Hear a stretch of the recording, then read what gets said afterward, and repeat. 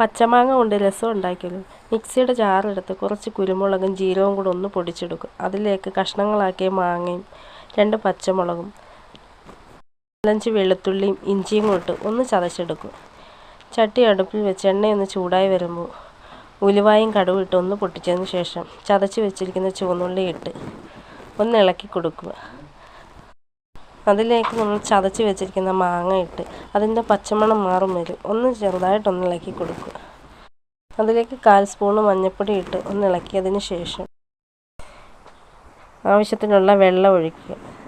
അതിലേക്ക് ഉപ്പും ഇട്ട് ഒന്ന് ഇളക്കി കൊടുക്കുക. നല്ല പോലെ തിള വന്നതിന് ശേഷം ഒരു സവാളയുടെ പകുതി അരിഞ്ഞതും തക്കാളിയുടെ പകുതി അരിഞ്ഞതും കൂടി ഇട്ട് ആവശ്യത്തിന് കായപ്പൊടി ഇട്ട് ഉപ്പും പുളിയും ഒന്ന് ബാലൻസ് ചെയ്യാൻ ശകലം ശർക്കരയും കൂടി ഇട്ട് കഴിഞ്ഞാൽ നമ്മുടെ മാങ്ങ രസം തയ്യാറായിട്ടുണ്ട്.